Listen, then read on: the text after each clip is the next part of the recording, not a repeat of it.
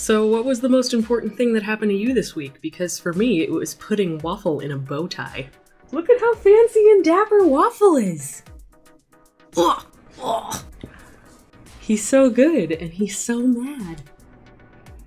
Alright, I'm done with you, you can go.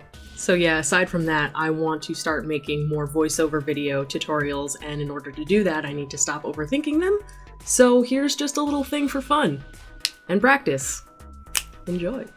So, I didn't record the sketch, but it's pretty simple. I used a red pencil because I knew I wanted to color it with colored pencils, and I personally don't like the look of color over standard graphite, but I'm using a 12-pack of Prismacolor very thin pencils, which have a much harder lead than their other pencils, so they're fairly comparable to Crayola, honestly. I laid in a base color of yellow to map out his markings and give him that yellow undertone. I then went over that lightly with the orange. Using more pressure, I added his stripy textured markings because he's one of those tabby cat, Chester cheetah looking motherfuckers. And at this point, I switched to blue.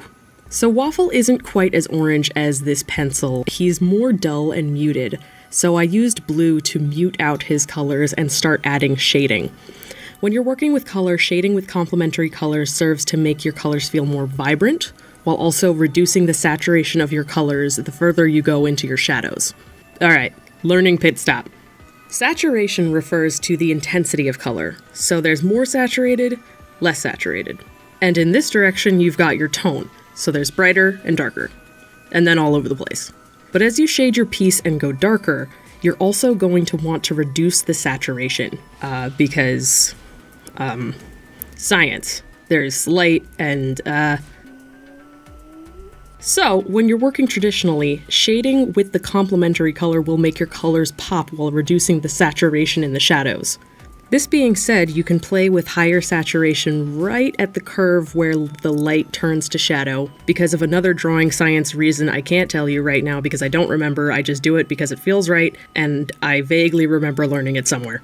You can also use your saturated shadows, in this case the red pencil, where you want to add shape and shading but still keep things bright and vibrant, like the top of his tail, ears, and chin face thing.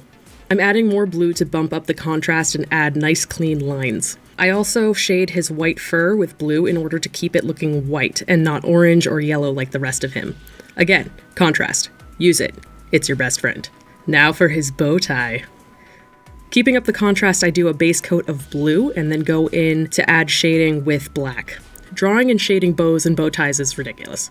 The only reason I know how is because I've been doing it forever. Just look up references and you'll be fine. Darken up the facial features with black, sign and date that bitch, accentuate the bottom edges with black, and add a drop shadow. I add more sparkle with the jelly pen because I have a problem. Highlight the bow tie with straight white to give it that really shiny satin look. I could do more, but I don't want to overwork it, and I'm pretty happy with how it looks. Remember, don't overthink practice. Quantity will usually serve you better in the long run. Much luck, my friend. Keep drawing. Please like and subscribe, as is the currency of the realm, unless you want to pay me real currency, in which case Patreon link is in the ding-dong. Jonathan! What? Kill me! No. Alright. This fucker. I hiss at him, and he just looks away. That was me. And he just eats his own ass.